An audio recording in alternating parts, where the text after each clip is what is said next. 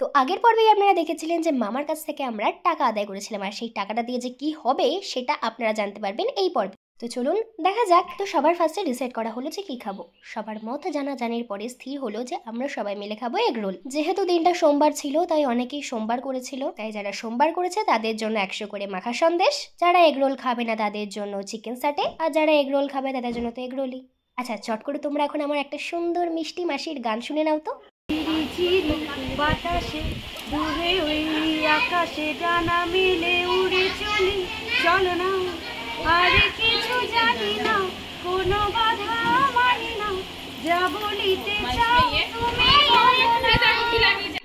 কেমন লাগলো অবশ্যই কিন্তু কমেন্ট করে জানিও। ও আরো এক্সট্রা টাকা কিন্তু বেঁচে ছিল, তো যার কারণে সেগুলো দিয়ে আনা হয়েছিল সফট ড্রিঙ্কস। আরো আসছে, এগুলো আসবে মামির টাকা দিয়ে, নতুন মামির টাকা দিয়ে। এখানে আছে মাখা সন্দেশ যারা নিরামিষী, যারা আমিষ খাবে না। আর এখানে আছে পুরো থামস আপ। আর মামি বলেছিল হচ্ছে কি যে কিছু খাবে না, শুধু সফট ড্রিঙ্কস খাবে, তার জন্যই মাউন্টেন ডিউটা। এগরোল করতে অনেকটা সময় লাগছিল, তো সেই কারণে যারা চিকেন সার্টে খাবে তাদের জন্য চিকেন সার্টে আনা হয়েছিল। আর সেই বিভাগের মধ্যে পড়েছিল টুসি আর মিঠি। ওদের খাওয়া শেষ হতে না হতেই আমাদের এগরোল চলে এসেছে, আর আমাদের এগরোলের বিভাগের মধ্যে কিন্তু অনেক জনই ছিল। খাও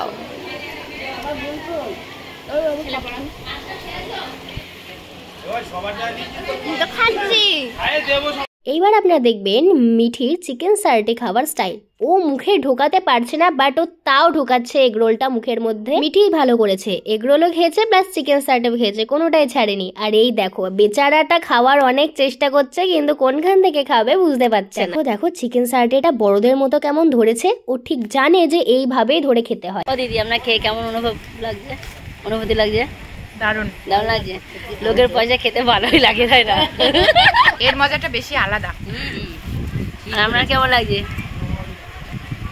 এ ভাই, এদের হজম হয়ে গেল, আমাদের আবার লোভ দেবে কাস্টমার লেগে। প্রথমবারে খুব অল্প জনের জন্য এগরোল আনা হয়েছিল, তাই দ্বিতীয়বারের জন্য আনা হলো বাকিদের জন্য এগরোল। দেখো কতগুলো এগরোল। আর এখানে সবাই এগরোল খাচ্ছে, বাট ওদের মধ্যে চিকেন সার্টে খাচ্ছিল কোয়েল, কারণ ও এগরোল খায় না। আমরা এখন খাচ্ছি এগরোল। বল এই ধান সব খা। কি বলবো? কি বলতে হবে বল? এগরোলটা কার টাকায় খাচ্ছিস? কার টাকায় খাচ্ছিস? এগরোল তোর টাকায়? এটা বৌদির উপলক্ষে কত টাকা? আমাদের খাওয়া হয়ে গেছে, এটা মার। এইটা আমার খাওয়া হয়ে গেছে, হাফ খেয়ে দিয়ে হাফটা দিয়ে দেবো।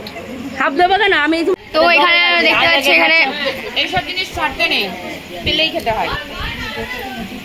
আর এইখানে সব মাসিরা বসে এগরোল খাচ্ছিল, তার মধ্যে কিন্তু আমার মাও ছিল। আর মাসিরা মাকে রাগাচ্ছিল যে তুই দুটো খেয়েছিস, তোর বর টাকাটা নিয়েছে বলে তুই দুটো খাচ্ছিস। এই টাকা পাওয়ার ক্রেডিটটা কিন্তু যাই পাপিয়া মামির কাছে আর আমার বাবার কাছে। পাপিয়া মামি মামাকে চেপে ধরেছিল বলে টাকাটা পেলাম, আর বাবা জোর করে মামার কাছ থেকে আদায় করেছে টাকা। আমার মা তো বাবা আগে থেকেই বলে রেখেছিল যে বিয়ের পরের দিন মানে কাল রাত্রির দিন কিন্তু আমরা ভীষণ নাচানাচি করব। মার কথা মতো কিন্তু তাই হয়েছে। সন্ধ্যে 7টা 7:30 থেকে শুরু হয়েছে আমাদের নাচ, আর চলেছিল পুরো সেই 9:30 অবধি। ভীষণ নেচেছি, ভীষণ এনজয় করেছি, বাড়ির সবাই নেচেছিল। এখন আর ভয়েস ওভার দেবো না, এখন তোমরা শুধু আমাদের নাচগুলো দেখে যাও।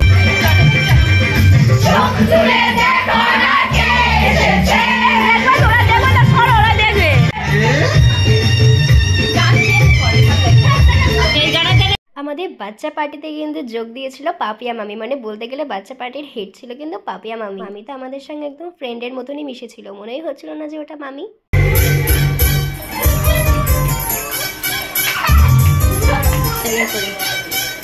আর এইবার দেখো আমার বাবার ডান্স।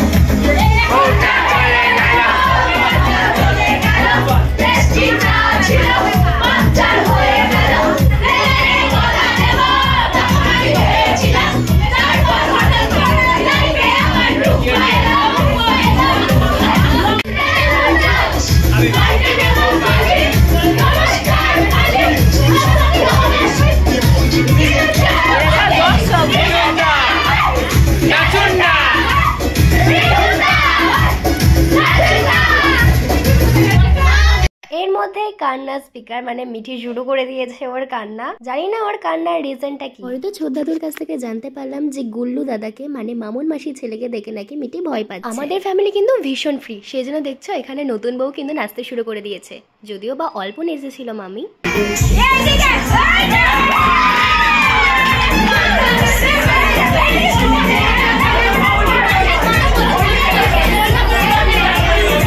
টানা 2-3 ঘন্টা নেচে আমাদের হালাত ভীষণ খারাপ, কি বলবো। রেস্ট নেওয়ার পরে আমরা খেতে বসে পড়েছিলাম, আর মেনুতে ছিল ডাল, ভাত, আলু চিপস আর ডিমের ঝোল। আর টেবিল পরিষ্কারের দায়িত্ব নিয়েছে 2 মাসি, একটা হচ্ছে মালতী মাসি মানে মাসির নামই মালতী, আর মনিলা মাসি।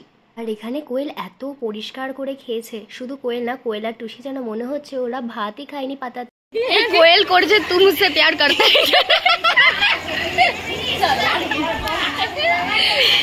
এই কোয়েল আজকে করছে তুম মুঝসে প্যার করতা হ্যায় ক্যা নেই, কি বললো।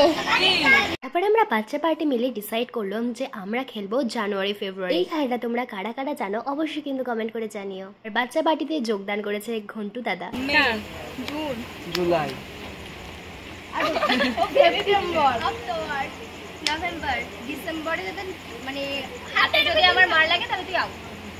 মানে ও মারবে তোর হাতে লাগে। আমি দেখাচ্ছি, আমি করছি। ঠিক আছে, দাঁড়া তো।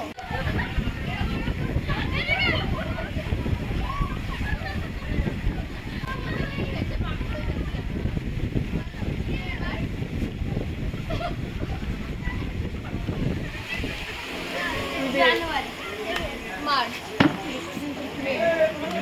জুলাই, সেপ্টেম্বর।